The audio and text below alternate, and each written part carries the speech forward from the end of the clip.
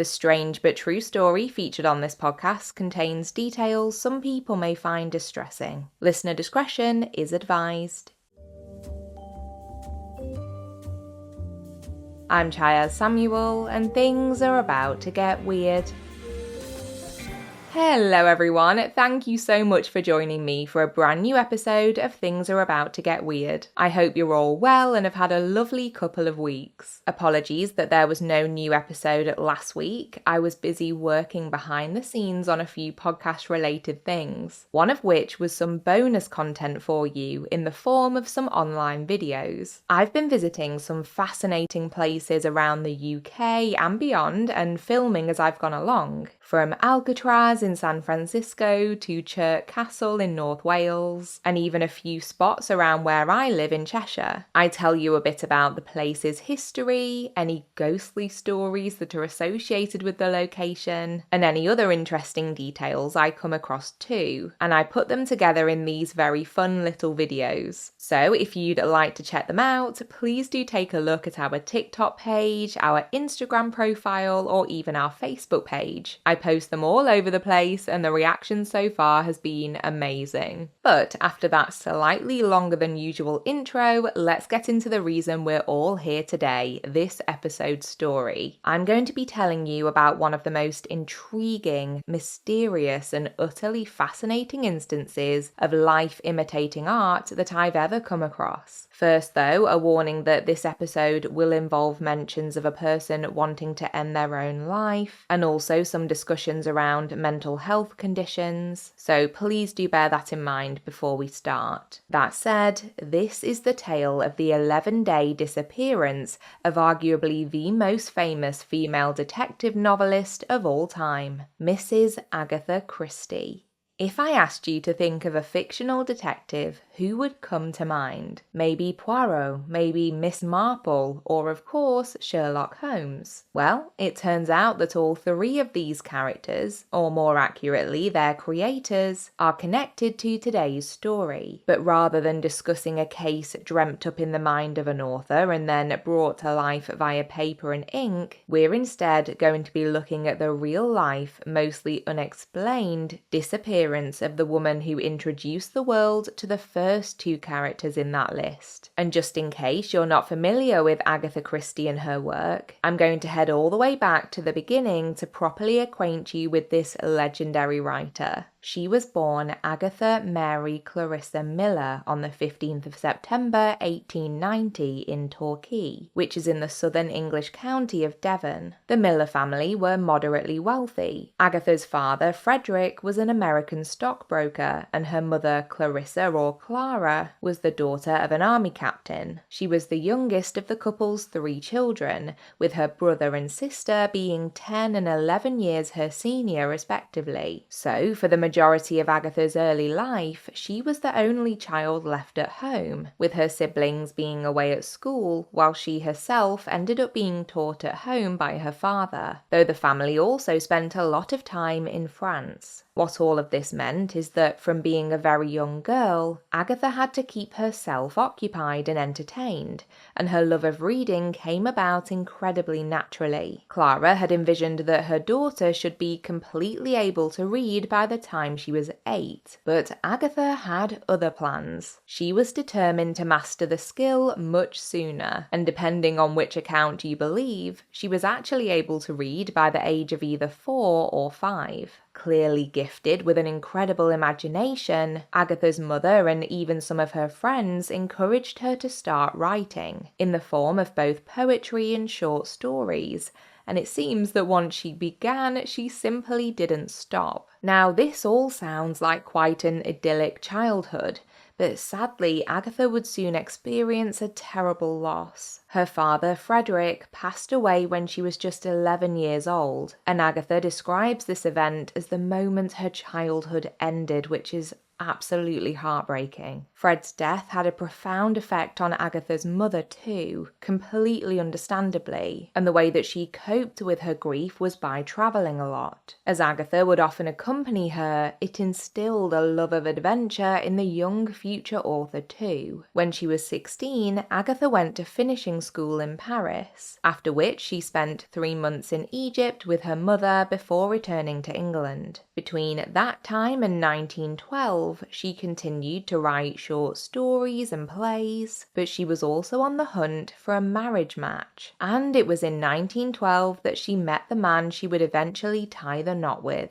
Lieutenant Archibald or Archie Christie, though technically she was engaged to another man at the time, but they were able to break off that engagement amicably, leaving Agatha and Archie free to marry, which they did on Christmas Eve of 1914, after they'd both witnessed the horrors of the First World War, Agatha as a nurse at a Red Cross hospital in Torquay, and Archie in the Royal Flying Corps, and it's this relationship that would form the beginning of a very strange time in the writer's life. It was during the war years that Agatha first had the idea for the character of Poirot, and she began to pen what would become her first published novel, The Mysterious Affair at Styles. When she finally found a publisher wishing to take on the book, they were so impressed that they contracted her to write 5 more for them, and Agatha realised she really was onto something. This was the start of what would become an incredible career. Her profile continued to grow with each novel she wrote, work she undertook whilst raising the couple's young daughter, Rosalind, and until 1926, everything seemed to be going pretty fantastically for the brilliant young author. But it was this year that would punctuate Agatha's life and legacy in the most mysterious and tragic of ways. In April of 1926, her mother, Clara, passed away, and this bereavement hit Agatha incredibly hard. The pair had been very close and the loss was unbearable, I'm sure made all the more difficult by the fact she'd also lost her father so young. Agatha was put in charge of clearing out the family home, which couldn't have been an easy task under any circumstances, but it was so overwhelming to her that she really struggled to write during this period of her life, though from the outside it looked as though her career was at an all-time high in 1926. Her novel The Murder of Roger Ackroyd, which is often described as a masterpiece, had just been published, and she was essentially on the cusp of becoming a celebrity. She'd been able to buy herself a Morris Cowley car, and she'd landed a new publishing contract with the company now known as HarperCollins. But her personal life was a different story, and that included her relationship with her husband. Now, although Agatha had spent quite a bit of time apart from Archie during the course of their marriage, due to the war and their respective work paths, this separation was different. Whilst Agatha was deep in grief, spending a lot of time at her old family home, Archie was, let's say, less than sympathetic to his wife. In fact, it's noted that he didn't even attend Clara's funeral, which must have been devastating to Agatha, and as the year went on, it became increasingly clear that Archie wanted out. In August, he made a crushing confession that he was in love with and had actively been having an affair with a younger family friend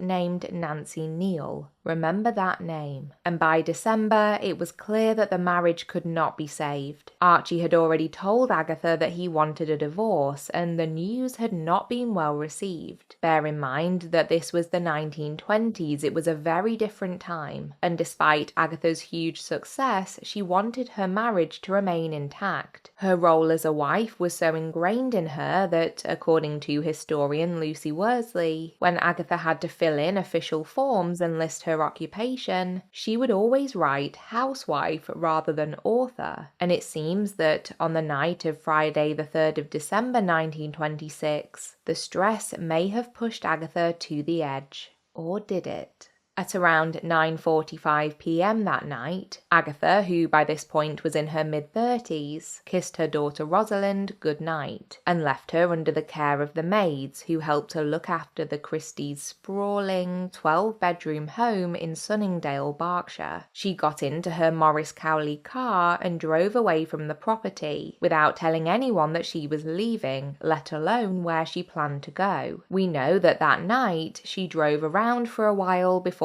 ending up near Guildford in the neighbouring county of Surrey, and we know this because the next morning her beloved car was found abandoned, partially stuck in a hedge with the front wheels positioned over the edge of a chalk pit. But Agatha was nowhere to be seen. This is what was written in the police report at the time, quote, "The car was found in such a position as to indicate that some unusual proceedings had taken place, the car being found halfway down a grassy slope well off the main road with its bonnet buried in some bushes, as if it had got out of control. In the car was found a fur coat, a dressing case containing various articles of ladies' wearing apparel, and a driving license indicating that the owner was Mrs. Agatha Christie of Sunningdale, Berkshire." And even by the standards of the time, this quickly became a huge news story. It's actually quite fascinating to see how everything unfolded. The story of Agatha's disappearance was splashed across the front pages of many major newspapers, including the Daily Mirror, but the coverage wasn't just limited to the UK. In fact, the story appeared on the front cover of the New York Times and prompted several key figures in the literary world to become involved in the search for Agatha. One of those people was none other than the author I alluded to at the start of this episode, the creator of Sherlock Holmes, Sir Arthur Conan Doyle. This detail blew my mind a little. As I mentioned in our episode about Richard Lancelyn Green, Arthur Conan Doyle was fascinated by the paranormal and had a very spiritual side to him. And according to The Guardian, he actually took a glove belonging to Agatha to a psychic medium to see whether any clues as to her whereabouts could be ascertained, but despite his efforts, no answers were put forward. Although that didn't mean that there weren't an abundance of theories presented by not only the police, but the media and the general public too, all of whom were completely and utterly gripped by this story. One of the early possibilities the police investigated was that Agatha may have taken her own life by drowning herself in a natural spring known as the Silent Pool, located near to where her car was discovered. The Silent Pool has an incredibly eerie reputation even to this day, and is widely believed to be haunted by spirits of those who have passed away there over the centuries. But the detectives soon established that this had not been the place of Agatha's demise. Nevertheless, the level of concern was still very high, as it was thought that she would be improperly dressed for the cold December outdoor temperatures, and that most of the clothes that she had taken with her had been left behind in the car. As the days went by, the extensive search for her continued. In fact, it became one of the biggest manhunts the country had ever seen, with thousands of police officers and volunteers looking for clues as to what had happened to the crime novelist. And before long, a suspicious eye began to be cast over her husband Archie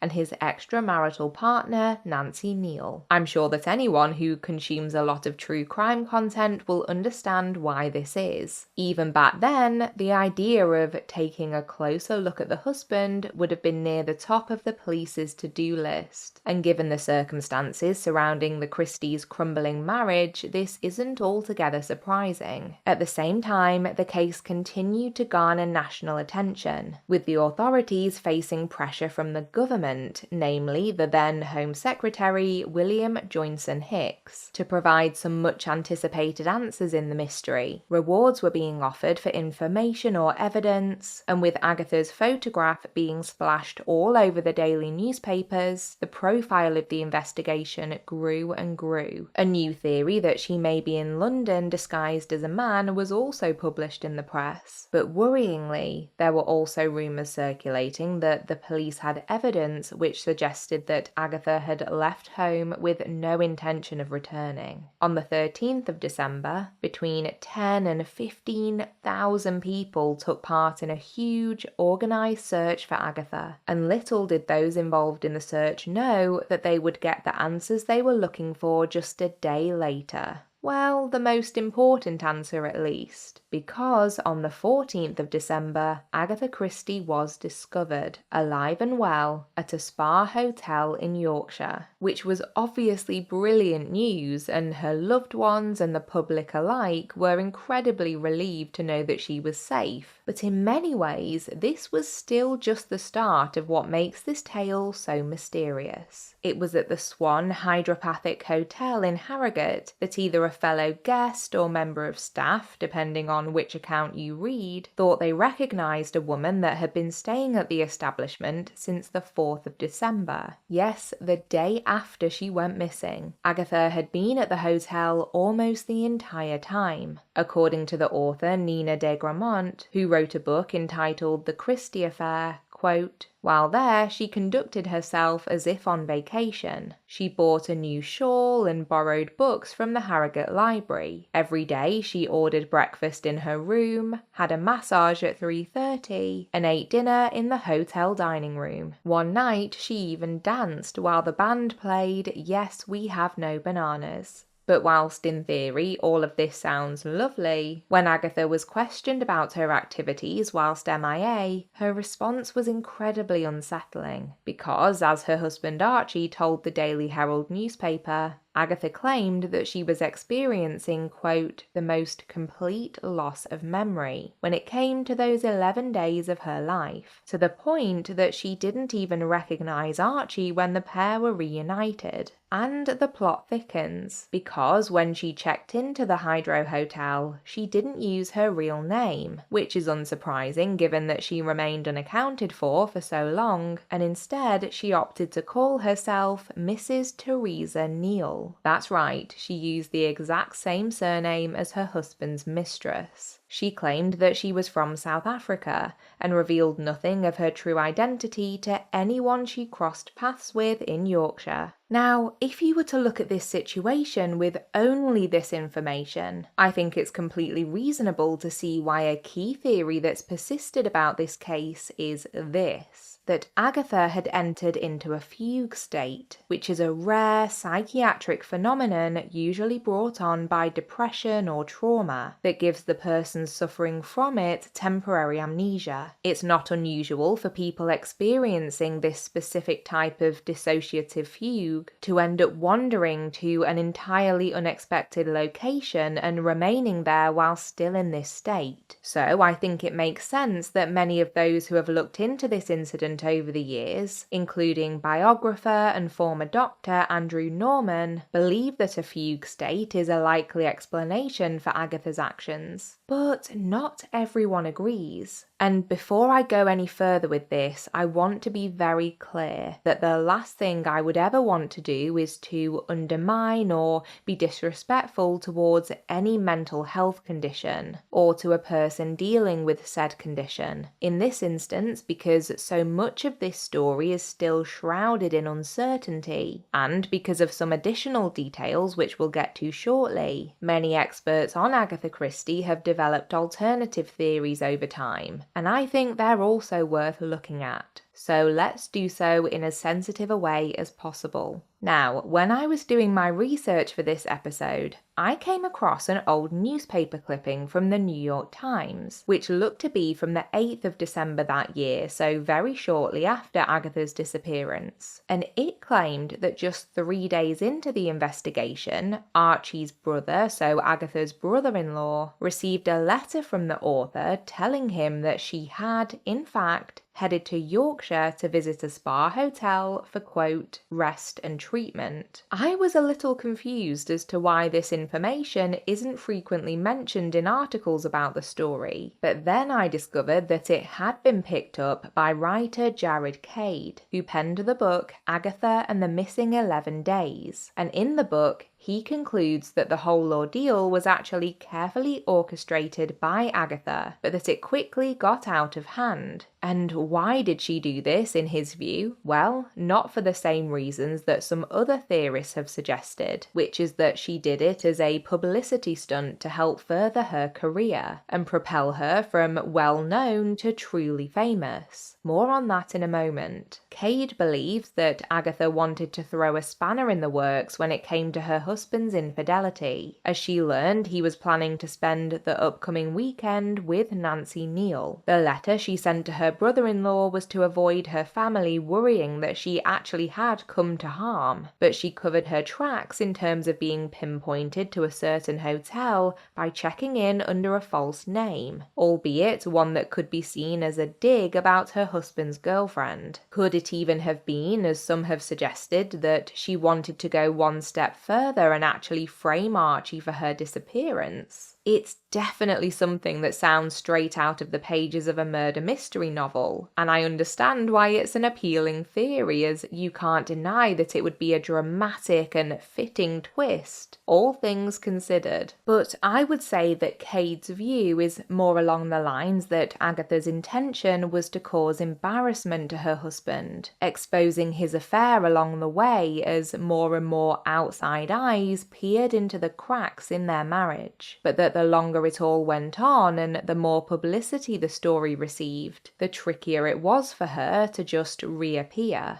But then we have another angle, which was explored by historian Lucy Worsley more recently. And there's a really important point to make here, because although this story is considered unsolved because there are so many details that have never been revealed or confirmed, it's not entirely true to say that Agatha Christie never ever spoke about it after the fact, as many often claim. Lucy Worsley has been able to uncover some statements later made by Agatha about this infamous period in her life. Honestly, the writings are really sad to read, and to me they suggest that, at least when she initially set off from her home on the night of the 3rd of December, she was in a very vulnerable mental state. Here's what Lucy discovered Agatha had written. It is really quite upsetting. Quote, "I just wanted my life to end. All that night I drove aimlessly about. In my mind there was the vague idea of ending everything. I drove automatically down roads I knew, to Maidenhead where I looked at the river. I thought about jumping in but realised that I could swim too well to drown. Then back to London again, then on to Sunningdale. From there I went to Newlands Corner. When I reached a point in the road which I thought was near the quarry I had seen in the afternoon, I turned the car off the road down the hill towards it. I left the wheel and let the car run. The car struck something with a jerk and pulled up suddenly. I was flung against the steering wheel and my head hit something." Agatha then went on to imply that this impact kind of shocked her out of the thought she was having and made her realise that life was worth living. She noted that she emerged from the crashed car dazed and injured, but that she had a feeling of being reborn, saying that up until that moment she felt she had just been Mrs. Christie, but that as she walked away from the car she was walking away from her old life. In further writings, she hinted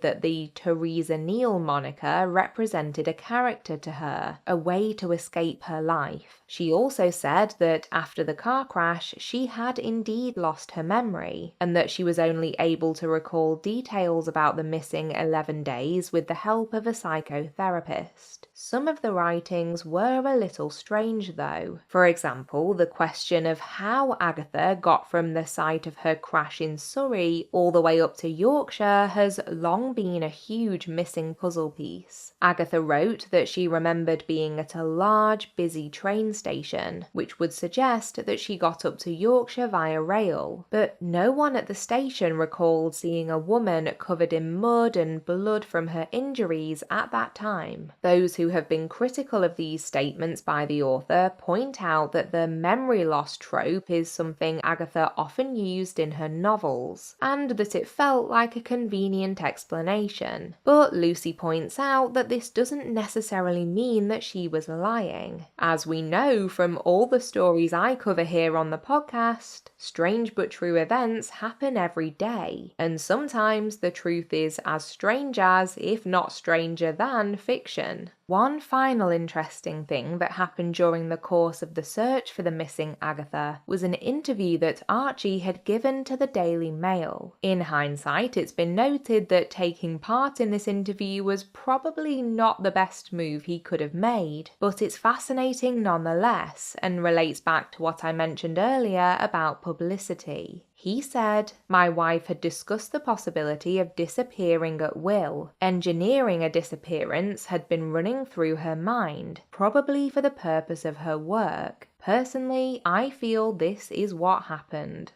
Now, for me personally, I think we have to take Archie's words with a huge pinch of salt, because we now know that he did have an agenda of his own. He would have been looking for a way to divert attention away from himself and his affair, and it seems he did this by trying to frame the disappearance as an eccentric act that Agatha had committed as almost a method-acting research exercise, all in the name of her career.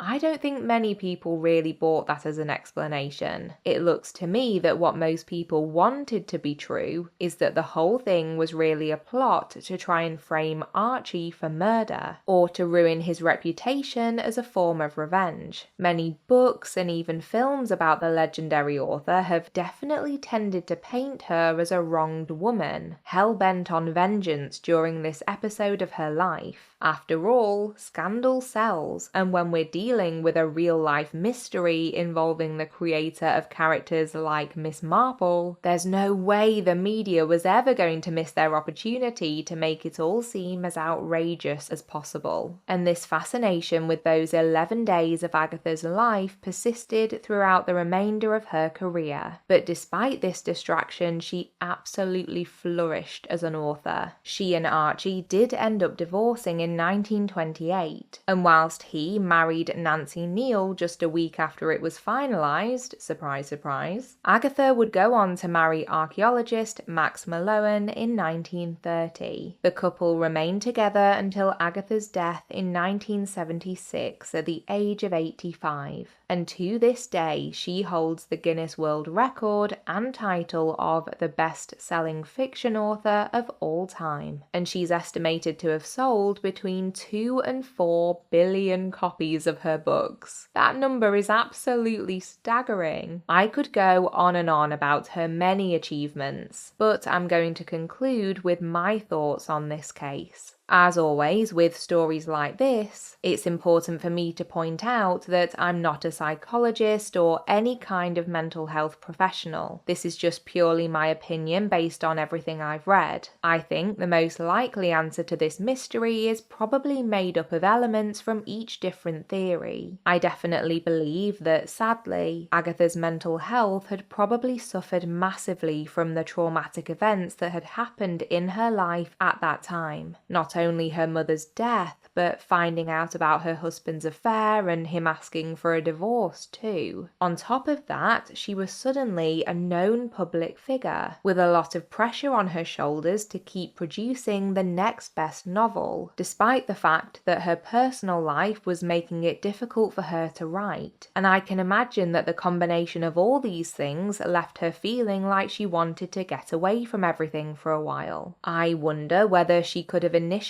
driven away from her home in an emotional state, unexpectedly crashed her car, and felt so exhilarated to have survived that she simply threw caution to the wind and decided to remove herself from the realities of her life for a while. And if this caused some trouble for her husband, well, perhaps that was just a welcome byproduct. To me, the memory loss angle just feels a little too strange, especially when you remember the letter she wrote telling her family where she was. By all accounts, Agatha quite enjoyed being seen as a bit of an enigma. There was a great anecdote I read during my research about a time that she was sat on a train near to 2 women holding paperback copies of one of her books. They began to chat about the author, not realizing she was sat in the same carriage as them, and they were oblivious not because they hadn't seen the middle-aged woman sat near to them, but because Agatha made her ordinariness part of her public image on purpose. She didn't want everyone in the world to know the real her. She enjoyed being able to fly under the radar whilst making history with her writing. And in many ways, despite the handful of comments she did make about her disappearance, I don't think we will ever know the truth.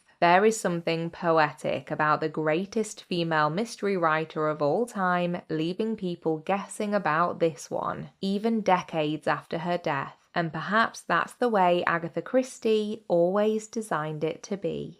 I can already tell you that this is a case that will continue to play on my mind. The more I read, the more questions I come up with, and it's so weird to think that we'll likely never have the answers. One thing I do know is that I really felt for Agatha, and the more I read about the lead up to this time, the more my heart broke for her. And I really hope that her life after this point was much calmer and happier. I can't wait to get your thoughts on this one. Which of the theories are most compelling to you? Please do let me know. As always, I'll be filling you in on all of the ways that you can get in touch at the end. But not before our outro feature. Let's head on over to Weird Media. I am so excited about today's Weird Media because not only does it fit perfectly with the topic of this episode, but it's also genuinely one of the best television series I have watched all year, hands down. In fact, it might be one of my favourite series of all time. The entire time I was watching it, I kept thinking, it's as though this has been made for my brain. Everything about it is perfection to me. From the actors involved to the costumes, the locations, the songs that pop up. There are even details of the storylines that match up with my own specific interests. It's wild. And the series I'm talking about is called Poker Face. I watched it via Now TV, so I think it was originally shown on Sky. Honestly, I cannot believe how much I love this program. So it stars one of my favourite actors, Natasha Lyonne, and she plays the lead role of Charlie. Charlie's a bit of a drifter, but you can tell straight away that she has a huge heart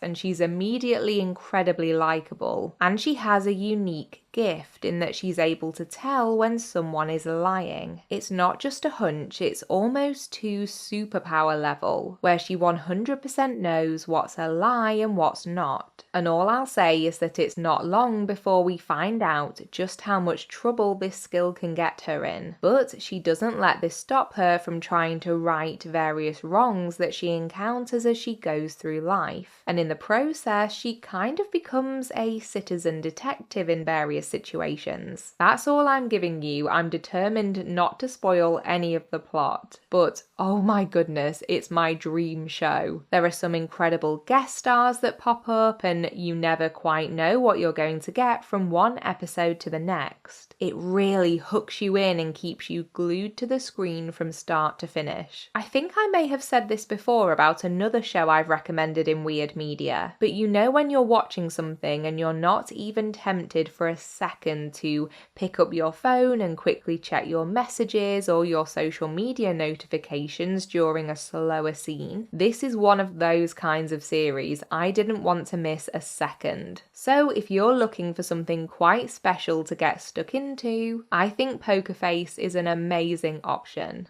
Okay, time for our source shoutouts. There were 3 separate articles from The Guardian that were all amazing. The first was the Lucy Worsley piece from August 2022. The next was by Vanessa Thorpe from October 2006. And the final one was from all the way back in January 1999. That was by Alan Travis. The New York Times piece I mentioned was also incredible. That was by Tina Jordan from June 2019. There was an article from the National Archives. That was by Catherine Howells from February 2022. We had a historic UK piece by Ben Johnson from December 2014. There was an article on the Pan Macmillan website by Nina de Gramont, all about her book, The Christie Affair. That one was from January 2022. The actual AgathaChristie.com website was really helpful in terms of her biographical details too. Finally, there was the good old Guinness Book of Records website. You know how much I love it when one of our stories has a link to that. Anyway, as promised, here are all of the ways that you can get in touch and share your theories about this case. On Instagram and Threads, just search for @ThingsGetWeirdPodcast. On TikTok, we are